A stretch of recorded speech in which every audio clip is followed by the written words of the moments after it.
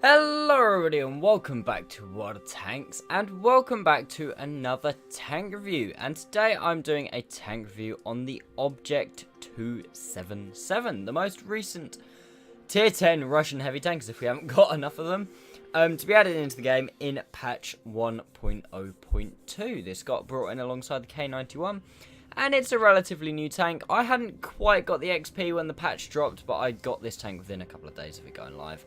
And so far, I've played a fair amount of games. I mean, well, not really that many. 12 games, playing pretty well in it. It's not going too badly. But yeah, so today we're going to be doing a tank review on this thing. I will be running down the statistics of this tank while comparing it to others. I'll come back into the garage, talk you through the equipment, the crew skills, everything like that. And then there will be some Ace Tanker gameplay at the end. So make sure you hang around for that, guys. If you're not interested in any of the stuff in the build up to that, then just simply skip straight through to the Ace Tanker gameplay. It's a really good game, actually. So I highly recommend that you go watch that, even if you don't watch the rest of the video. But for those of you who are still here, what is the Object 277 all about? Now, this tank is in the game. It's the tank that follows on from the T10, which obviously stays from the IS-3 the way it always has. With the T10 being moved down out of the line of the IS-7. And I think this tank does follow on quite nicely from the T10. It was developed in 1956 to 1958 at the Kirov plant in Leningrad under supervision of Joseph. Can't pronounce that. Two prototypes were produced and underwent trials from 1959 through to 1960. A hull and turret were produced for testing for shell resistance. The development was discontinued in the summer of 1960 due to insufficient development of certain systems and components. In addition, the vehicle did not demonstrate any advantage over the Object 770 heavy tank. Now, I believe this thing, the 277, there was then a 278 as well, and the Object 279, which is that UFO kind of thing that's shaped like God knows what, and I kind of hope it never gets added to the game because it's quite ridiculous. But yeah, so that's kind of the history and the background of this tank. So it was actually produced. It's not just a complete paper tank, which is always quite nice. And yeah, it follows quite nicely from the T10. But what are we looking at in-game? Well, for that, we're going to hop over into Tanks GG, and I will go through everything with you there. So, here we go, guys, into Tanks GG, and I've got the Object 277 on the left with all its statistics, and then for comparison, I've added in the WZ-1115A, probably its closest competitor, and then the IS-7 in there as well, because they're both pretty similar, to be honest. So, straight off the bat, we can see that the DPM is right in between the very good WZ-1115A and the quite poor, to be honest, IS-7, more towards the lower side, which is slightly annoying. Since the test server, this tank was slightly nerfed in terms of DPM, accuracy, and aim time, and I'll come on to what I think about that in just a second. Penetration, however, very, very nice at 265, and it gets 340mm of pen heat rounds as well. It's a 130mm gun, the same as every single tank in this comparison, which means it does 490 average damage. Very nice alpha damage, I do like it for tier 10 heavy. Shell velocity is actually very, very nice at 1030 meters per second, better than the other two. And its ammo isn't too bad, again, halfway between the two at 35 rounds, which means you can take a nice amount of each without having to worry too much. Something that the IS-7 does start to struggle with, in all honesty, with only 30 shells. 5A is very good with that, with 40 shells. Onto the gun handling, 2.7 seconds aim time. Again, like I say, this got nerfed from the test server. Worse than the 2.5 on the 5A and better than the 2.9 on the IS-7. Sorry, I haven't done this in a while. I suck so much. Dispersion is best, but not by much. Only by 0.01 from the 5A and by 0.02 from the IS-7. Dispersion's joint best with the IS-7, which means the aim time, it still feels like a pretty hefty aim time, and the dispersions are only just worse on the 5A, so I still do feel like the 5A's aim time and gun handling as a whole actually feels a lot better. On to now one of the main points of the tank and one of the biggest downsides I feel. 5.5 degrees gun depression as opposed to the 6 on the IS-7 and the absolutely brilliant 7 degrees on the WZ-1115A, along with not particularly great gun elevation either. This does kind of let the tank down a lot, and I believe that this is why I don't think that this tank coming out of the test server should have had all 3 DPM, aim time, and dispersion all nerfed. The way I think it should have worked is either 2 of them got nerfs, so say the DPM and the dispersion, but the aim time was still pretty good. Nerf the dispersion and the aim time, the DPM and the aim time, keep the dispersion quite good, keep it quite accurate, but give it something.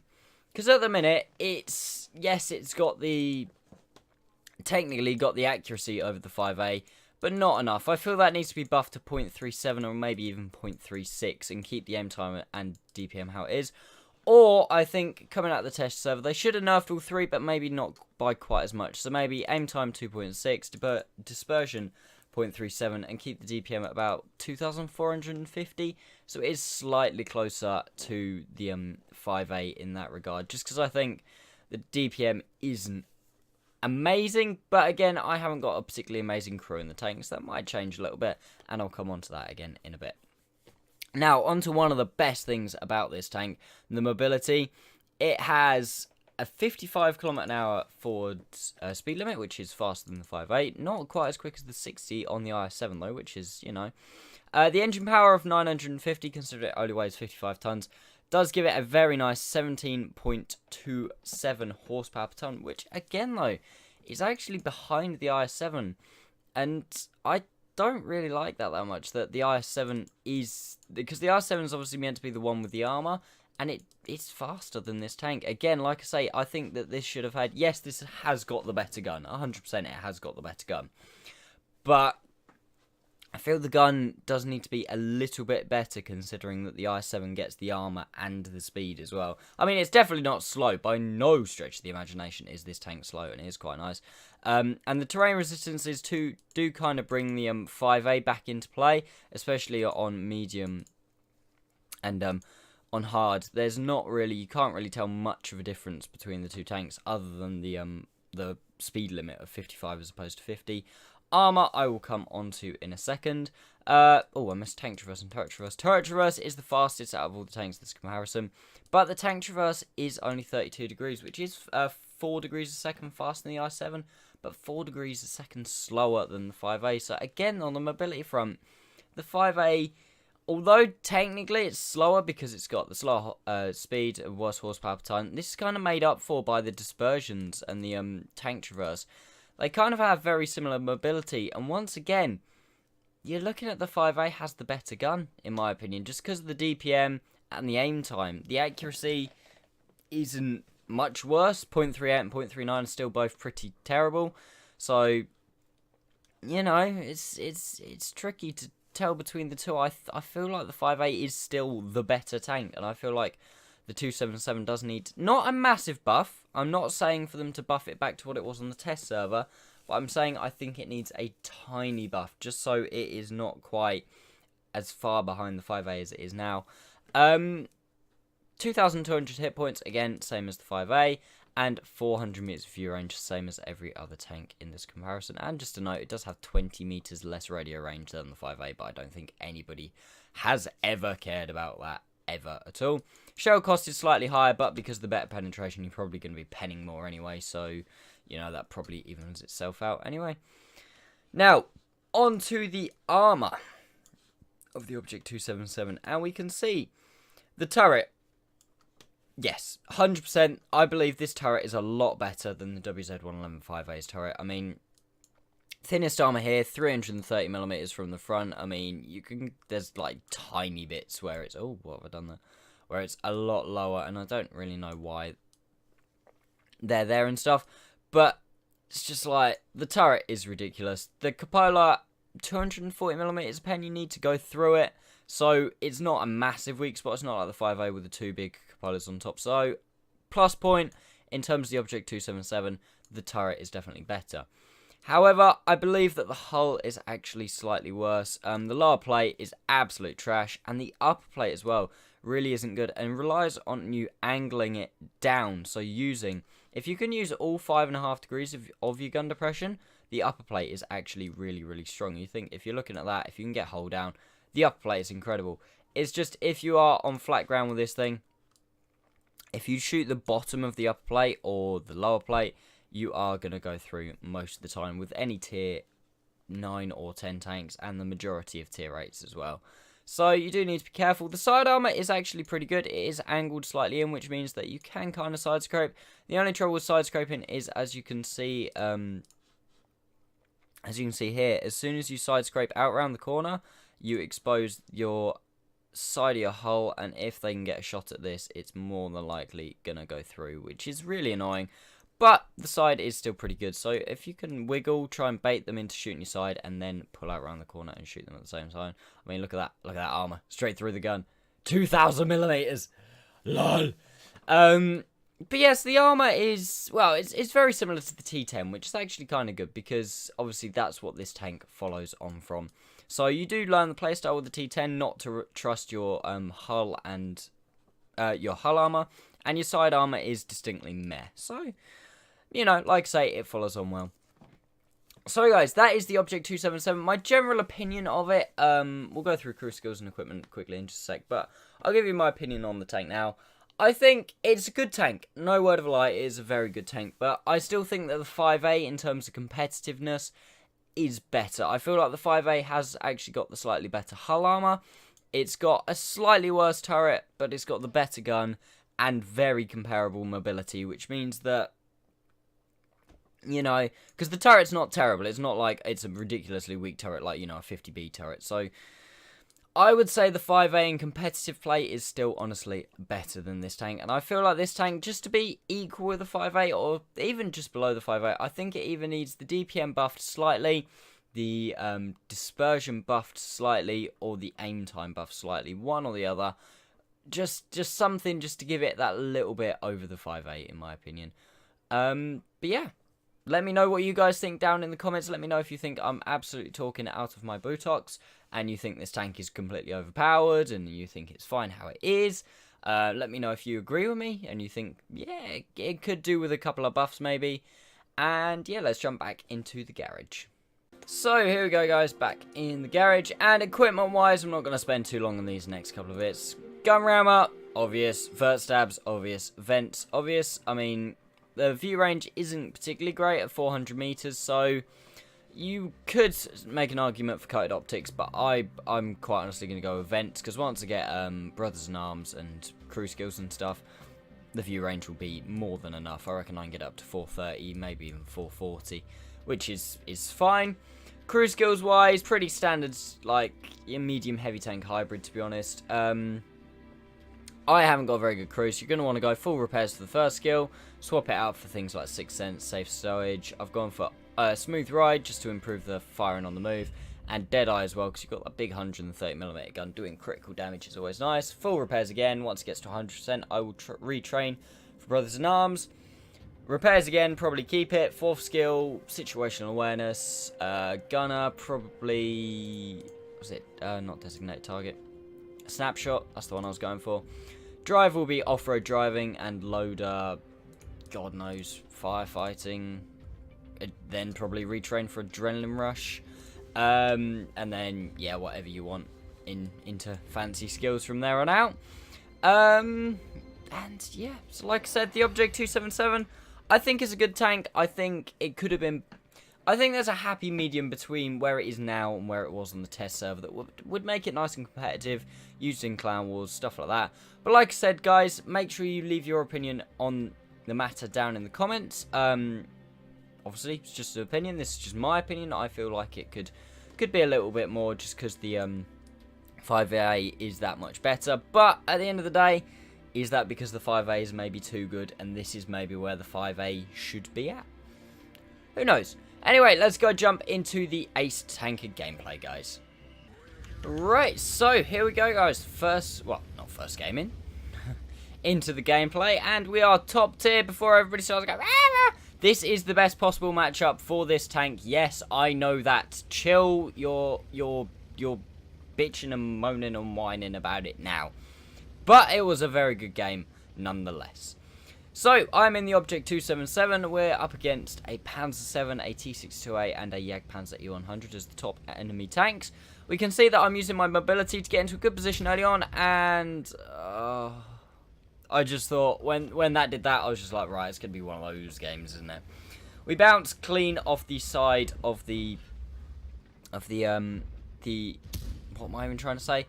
The T10 there, and then I unfortunately messed that shot up. That was entirely my fault. Fired into the tracks of the Jaeger. I should have either shot his side or I should have shot his front. Go for the overmatch on the side of the Emil 1 there. You can see the DPM's not terrible, but it is not as good as the 5A. I believe I've got like a 10.5 second reload? 10.9? Something like that. And my reload on the, what's it called? 5A is 9.2. I played it this morning. But yeah, like you're seeing, the DPM's not terrible. Doing 490 average damage each time to tanks is really not terrible. We're making this Jaeger really regret that what he's doing right now. Go for the tracking shot. Unfortunately, I don't quite get it. And we get very fortunate there with a fire, meaning that we don't have to fire another shot to finish him off. Can we finish off the Emil? Going for... No, he turned his turret, and it's about a 50-50 whether I go through the Emil's turret at that angle. Maybe a bit less as I'm aiming up at it, but I don't really want to waste the shot. T10 comes around, bounces a shot. Very nice. I don't know if that hit my turret or a well-angled part of my upper hull. Look to go for the cupola of the Panzer 7 there, and this is where you can see if I was in the 5A right now, I wouldn't have had to push up this far. I could have just shot him from where I was because there's 7 degrees of gun depression. But we do put the shot in, fall back, and only expose my turret again. See that the Panzer 7 fires. I know that he's got a not particularly great reload. Come back up. That little triangle just on the side of his tank is a nice place to shoot, and don't mind if I do. And already in this game, our team's 4-1 up. We are on 3,242 damage, but we are not done there. Now I'm like, right, T10, it's your time to shine. If you guys as well, some of you may have watched this. This was a game from my live stream the other day. If those of you who don't know, I do stream on Twitch every now and again. I probably stream on Twitch more than I upload YouTube videos these days. So make sure you come follow me on Twitch. The link should be in the description. I kind of leave that T10 there because I'm like, oh well, he's going to be dead, and go after the C75. E75 puts one into me, and I finish him off. And it's at this moment I'm like, whoa, that T10's still alive. Swing the turret round. I look like I'm hold down to him still, and I don't think he's really noticed that I'm there, and finish him off. This is where artillery decides he's taken a bit of a fancy to me, to be honest, and it's like, I want me some of this new tier 10 Russian heavy tank. As I'm stunned, it takes me a while to load. Ferdinand comes up. Swing the turret round. Still stunned, still stunned, still stunned. And I have no idea how I hit that shot, but I ain't complaining. 4 kills, 4,900 damage. Again, staying in cover with this Panzer 7 until I'm loaded, just so he doesn't angle his armor towards me. Artillery has another pop. Fortunately, we bounced the STRV round again. I don't know if that was the turret or the upper hull.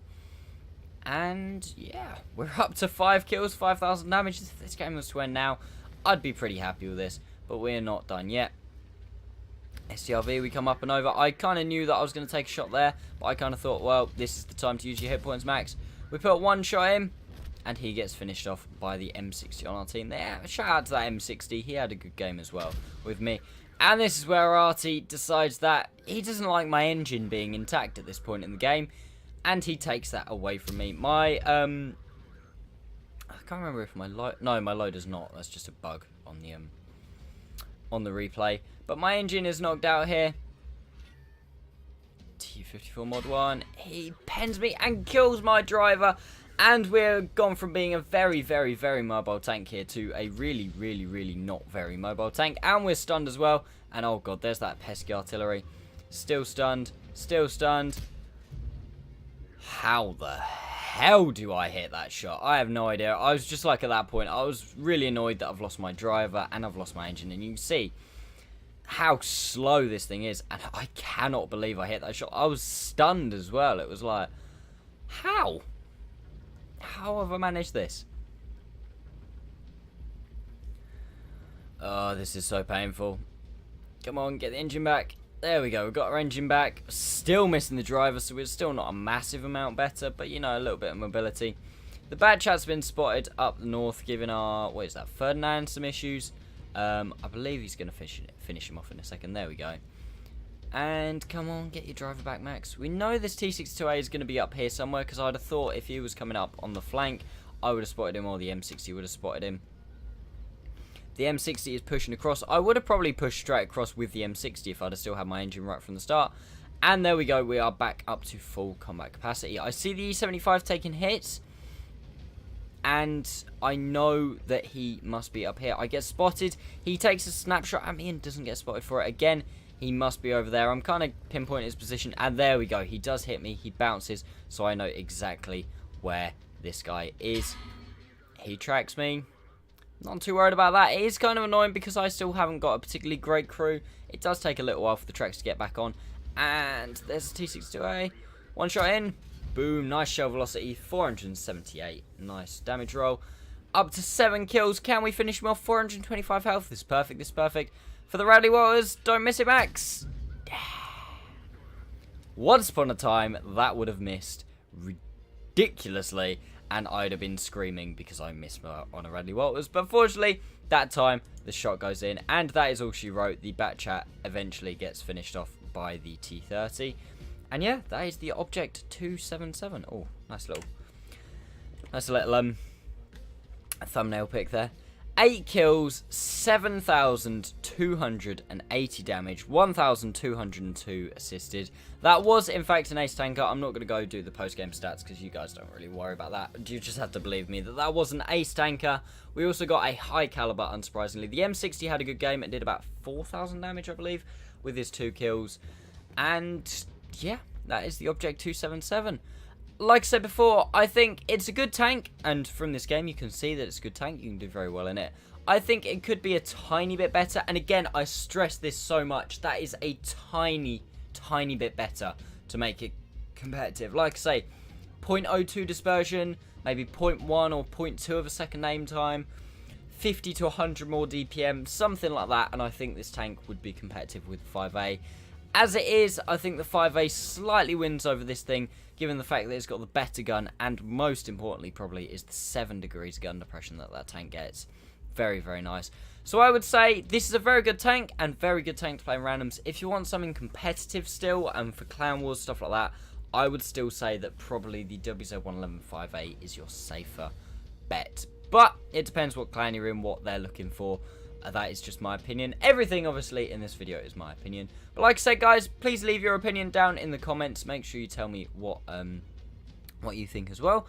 I hope you have enjoyed the video. Sorry I haven't been uploading it recently. I'm not even going to apologise anymore. And that's why I left it to the end of the video this time, because only people who actually watch me will probably be this far in. So yeah, I am sorry about that, but I have my reasons, and I'm sure you're all... You can all respect that. And yeah, other than that, thank you all so much for watching, guys. If you are new to the channel, please consider subscribing. If you have enjoyed the video or found it useful in any way, please consider giving the video a like. And other than that, thank you very much for watching, guys, and I'll see you next time.